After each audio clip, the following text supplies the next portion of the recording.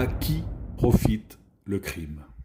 Ce 24 février 2026 est à noter d'une pierre noire pour tous ceux qui souhaitaient revendre une partie de leur token. Ouverture de la phase de rachat à 12h UTC et bug juste après une poignée de secondes. À peine eu le temps de remplir le formulaire et de valider la transaction que déjà le site ne répond plus. On aurait pu se croire à une vente de place du concert de Miley Cyrus. Et que dire d'une prévision de rachat annoncée à 70 millions et ramenée à la dernière minute à 30 millions. Bref, comme moi, je suppose que beaucoup d'entre vous ont un petit goût d'amertume au fond de la gorge. Reste un espoir d'égayer nos cœurs quand Julia d'Algoswan me répond. Je cite, « Avant le lancement du rachat, les limitations temporaires de vente ont été mises en place en raison du volume élevé d'ordres de vente reçus.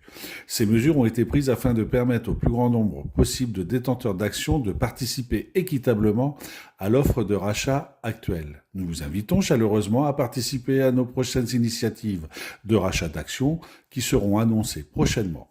Par ailleurs, nous envisageons d'introduire une phase de rachat supplémentaire afin de garantir à chaque actionnaire la possibilité de participer à au moins une étape. Bon, c'est gentil, vous ne trouvez pas? Encore faudra-t-il que ça se passe dans de meilleures conditions. Allez, Julien en rajoute une couche en nous informant que désormais le token est coté sur les plateformes Wix et CoinMarketCap. Bon, quand on regarde ces plateformes, il faut dire que les 154 $ visibles à l'heure où je vous parle font chanter les cigales dans mes oreilles. Parlons maintenant de la vente numéro 13, à 14,68 $ dont les 50 millions de tokens se sont écoulés, et oui, en 1 heure tout pile. Là aussi, les cigales continuent de chanter, à moins que ce soit des acouphènes. Du coup, comme ça s'est bien passé, comme toujours jusqu'à maintenant, ils ont lancé le 6 mars une vente privée à 5 $ le token. Et ce que l'on peut remarquer d'ailleurs sur ces fameuses plateformes de cotation, c'est qu'au même moment, l'action a dévissé de 5%. Ça, c'est pour l'anecdote, mais c'est peut-être à considérer. Pour ceux qui, comme moi, n'y connaissent pas grand-chose, je suppose que l'aventure avec ce token n'est pas terminée.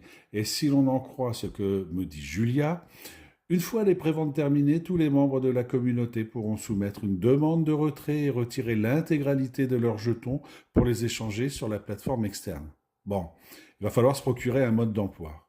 Et j'en connais qui diront, eh ben là, on n'est pas sorti le cul des ronces. Allez, bonne continuation à tous.